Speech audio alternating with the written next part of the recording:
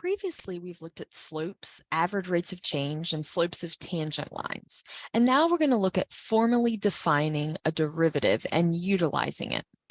Remember what we referred to as the difference quotient, where we looked at the change in y over the change in x.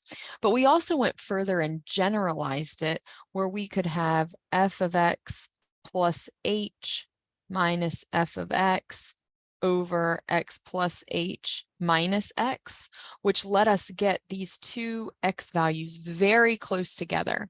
And then in our last section, we further looked at the idea of defining what we call the first derivative as the limit of that difference quotient as h approaches 0. So in other words, as x gets closer and closer to the second x, we are able to find the slope of the tangent line.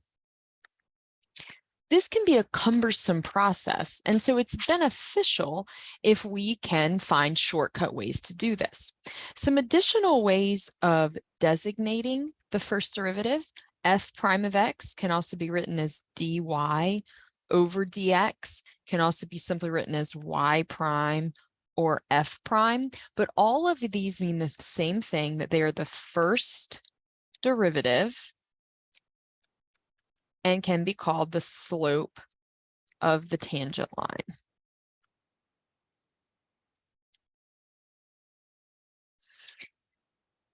In order to continue this conversation, we first have to make some assumptions for what cannot be differentiated. In order for a function to not be able to be differentiated, one of these things has to happen. It either has to be discontinuous at A, it has to have a sharp corner, or the tangent line itself has to be a vertical line. And since we know the slope of a vertical line is undefined, this is why that first derivative doesn't exist if the tangent line is vertical. Just to give you an example, here would be a place where it's discontinuous, say at 0, so it's not differentiable at 0. Here, there's a sharp corner at x equals 0, so it would not be differentiable. And then as a third example here, the slope of the tangent line, this tangent line is vertical, which means it is undefined, and thus it is not differentiable at 0. It can be differentiable at other points, but not at those particular points. Well, then how do we differentiate? In order to continue this discussion, we're first going to make the reminder of what continuity is, and we're going to assume that these functions are continuous at whatever value we're looking at. If you remember, continuity simply means that the right-hand limit and the left-hand limit are equal, and they are also equal to the value of the function. We are going to further expand this ability to have something be continuous and say, even if the whole function isn't continuous, if we can show that it's continuous on just simply an interval, say between x1 and x2, then these same rules will apply. And to be continuous on that interval, it just needs to be continuous for all values in between the given endpoints. The first rule we're going to look at that's going to help us keep from having to repeatedly do that difference quotient and take the limit is the power rule. And for a power rule, if we have some function f of x equal to x raised to some power, so this is just an exponent, then the first derivative brings that exponent out front and then decreases the exponent by 1. As an example, let's look at what this would mean in terms of something like a linear function. If we have f of x equal to mx plus b, we know this is linear. Using the difference quotient definition, we can define the limit as h goes to 0 of f of x plus h minus f of x over h. When we plug in x plus h into the original function, we have m times x plus h plus b minus f of x, which is simply mx plus b, all divided by h. And as we continue to perform our algebraic operations, we get mx plus mh plus b minus mx minus b all over h. You'll notice that mx and b both cancel, leaving us with the limit as h approaches 0 of mh over h which leaves us with that first derivative being m. If you consider this from a power perspective, using that power rule, notice here there's an understood exponent of 1.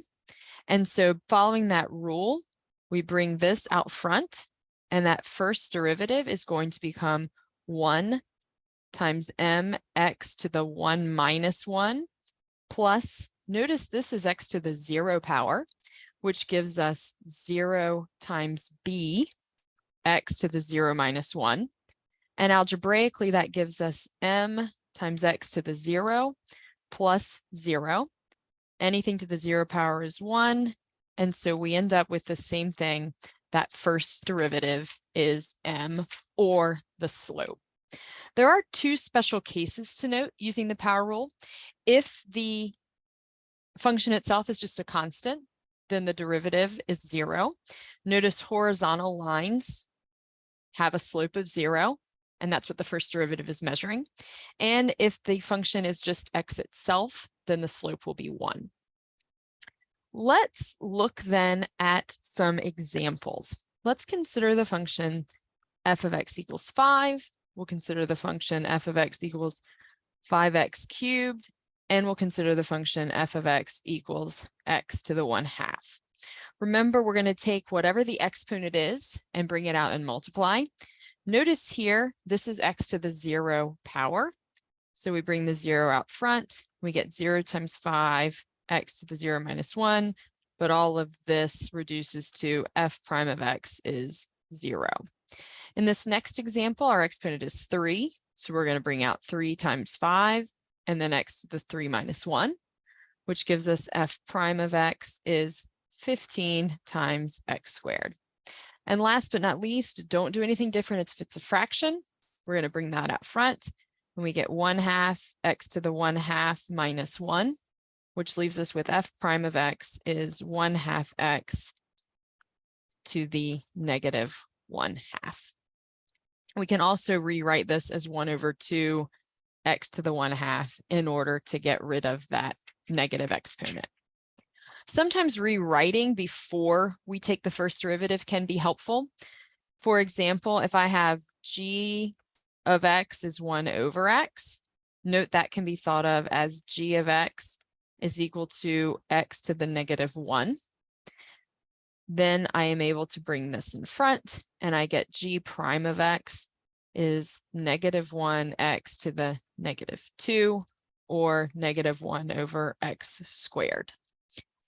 Likewise, if I have a fractional exponent, I may have something like h of x is equal to 18/x to the 2/3, which can be rewritten as 18x to the negative 2/3.